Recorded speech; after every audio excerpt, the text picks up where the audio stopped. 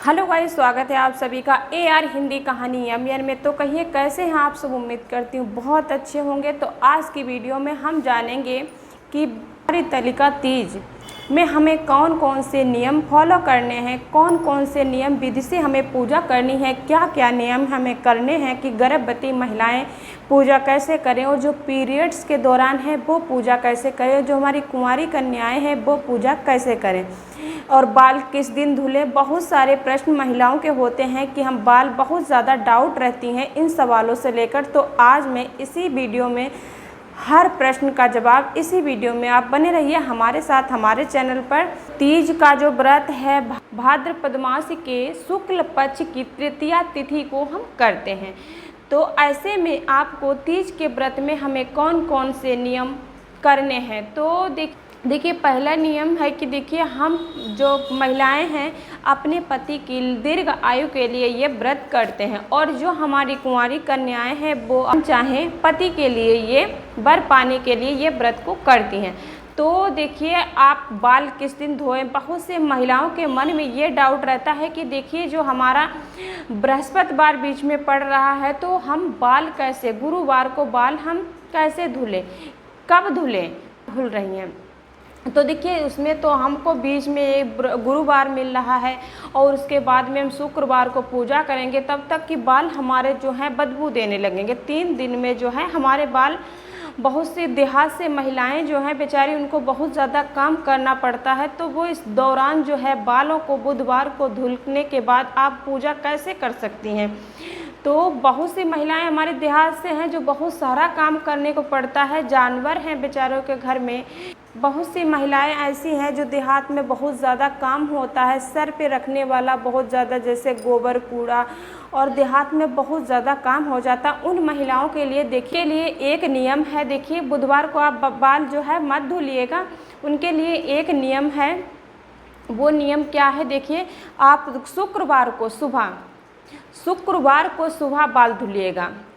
जैसे आप पूजा पाठ करती हैं तो आप सुबह जो है बाल धुल लीजिएगा अपना, और पूरा दिन आप बालों को अच्छे से 1-2 घंटे खूब अच्छे से सुखाइए, ताकि आपका जो सर में जो है बिल्कुल भी गीला ना रह जाए, एक भी बाल आपको अच्छे से सुखा लेना है। उसके बाद में आपको कोई अच्छा स्वच्छ जो वस्त्र है आपके घर में रखा है, टॉवल वगैरह या अच्छा कोई वस्त्र रखा है, तो उससे आप अच्छे से लपेट लीजिएगा। जब आप शाम को ये पूजा होती है, तीज का जो व्रत है वो शाम को प्रदोष काल में होता है, 6 बजे से लेकर 46 मिनट तक ये पूजा व्रत होगा। तो इस दौरान आपको जब दोबारा आपको नहाने हैं तो बाल नहीं खोलना है। जब आप नहा के अच्छे से फ्रेश हो जाएं, अच्छे से कपड़े वस्त्र अच्छा पहन लें, उसके बाद में आप अपने बालों को श्रृंगार वगैरह करके आप पूजा में बैठ जाइए, कोई दिक्कत नहीं आपको। देखिए ये डाउट बिल्कुल क्लियर हो गया कि आपको जो है बालों को सुखा लेना, सुबह नहाना है। 2 बार तो इस व्रत में वैसे भी नहाया जाता है। सुबह नहाते हैं तो हम संकल्प लेते हैं कि हे भोलेनाथ, ये व्रत मैं कर रही हूँ, जो भी आपके मन में, जैसे कोई भी आपकी मनोकामना है या किसी के लिए आप व्रत कर रहे हैं, तो उस बात को आप संकल्प लेती हैं। तो सुबह संकल्प जब लेती हैं, नहाती हैं, तो उसके दौरान आपको दोबारा फिर से नहाना पड़ता है जब आप पूजा करती हैं। तो आप पूजा में जब बैठिएगा तो अपना पूरा श्रृंगार है जो करके बैठिएगा, बाल भी आपका अच्छे से सूख जाएगा, और उस दिन आपको कोई काम भी नहीं करना होता है। इधर उधर छोटा मोटा काम जो है घर में वो तो होता ही रहता है।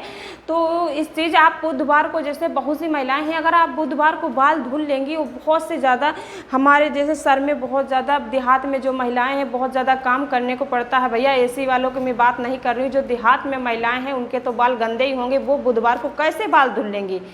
तो वो बुधवार को बाल कैसे धुल लेंगी, कैसे वो 2 दिन रह पाएंगी, बीच में गुरुवार पड़ रहा है। तो उन महिलाओं के लिए मैं कह रही हूँ शुक्रवार को बाल धुलिए, अपना पास में साड़ी गहना कपड़ा जो भी है आप अपना श्रृंगार करके फिर पूजा करिएगा। और श्रृंगार में आपको देखिए बिंदी और सिंदूर और चूड़ियाँ नई मंगानी है, कोरा ही पहनना है आपको। साड़ी तो चल जाती है, रखी हुई पहन लो, कोई बात नहीं। अगर आपके पास शादी का जोड़ा है तो वो भी पहन सकती हैं। और श्रृंगार में जो है आपको नया लेना है, बिंदी चूड़ी सिंदूर, और हो सके तहाँ तक आपकी क्षमता अगर है तो आप बिछुआ भी बदलवा सकती हैं, बिछुआ ले सकती हैं नया। आप 3 बार का पहना हुआ बिछुआ रखा है तो वो भी आप पहन सकती हैं। तो इस दौरान आप पूजा कर सकती हैं। बुधवार को बाल ना धुलें, शुक्रवार को ही बाल धुलें व्रत वाले दिन। तो इतना नियम आपको करना है। और जो गर्भवती महिलाएं हैं हमारी व्रत करना चाहती हैं तो वो डॉक्टर से एक बार परामर्श जरूर लें, क्योंकि निर्जल व्रत रखना होता है। तो ऐसे में आपकी जो तबीयत है वो कहीं डाउन ना हो जाए। तो इसीलिए आपको सोचना है कि हमें किस तरह से अपने व्रत को रखना है। और देखिए गर्भवती महिलाओं के लिए कुछ नियम है। जो सुबह सरगी खाई जाती है, सरगी में आप देखिए दही जलेबी ले सकती हैं, और या सेब या केला और या दही चावल खा सकती हैं। तो सुबह सरगी में, और सरगी कब खाई जाती है वो भी मैं बता रही हूँ। देखिए शुक्रवार को 3:30 बजे सुबह, कौवा ना बोल पाए आपके घर में, सुबह 3:30 बजे आपको खा लेनी है। 3 से 3:30 बज जाए तो खा सकती हैं, लेकिन 4 तक ना बजने दे, क्योंकि 4 बजे हमारे घर के जो बाहर छत पे हैं, पेड़ पौधों पे जो कौवा चिड़ैया होती हैं, चिड़िया, तो वो बोलने लगती हैं। तो इस दौरान आपको ध्यान रखना है। सरगी लेनी है तो आपको 3:03 बजे तक आपको ले लेनी है। सरगी में जो भी आप लेना चाहते हैं, लेकिन ऑयल छोड़ के, ऑयल वाला कोई चीज़ ना खाएं। जैसे हमें प्यास लगे, मसाले वाली चीज़ें हैं वो ना ले, ताकि हमें प्यास ना लगे। तो ऐसी चीज़ों को लीजिए कि हमारा प्यास रुक जाए, पूरा दिन जो है ज़्यादा प्यास ना लगे।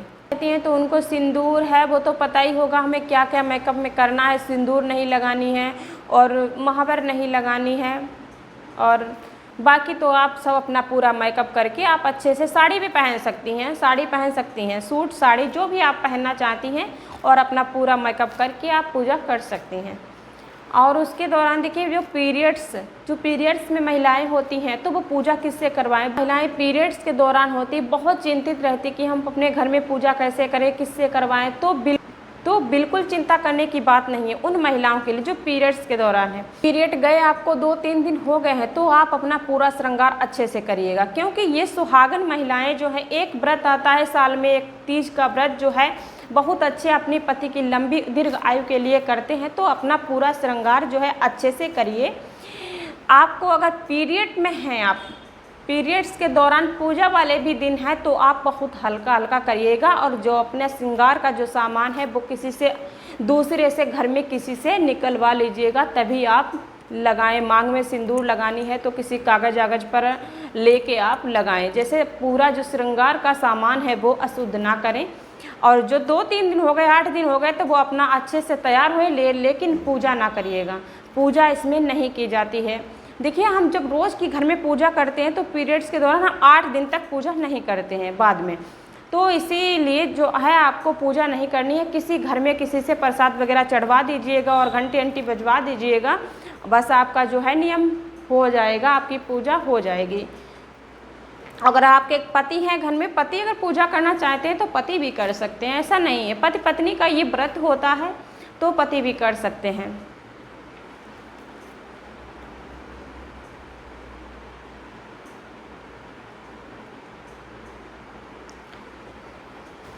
और आपको पूजा के दौरान देखिए जब हम कैसे, जो गौरी माता से हम सिंदूर लेते हैं तो हम कैसे लें, तो देखिए आप दाहिने हाथ से और साड़ी के कॉर्नर को पकड़ के, या फिर नहीं साड़ी का पल्लू लेते हैं तो आप ये उंगली छोड़ के अनामिका उंगली से, ये छोटी वाली जो चुंगलियाँ,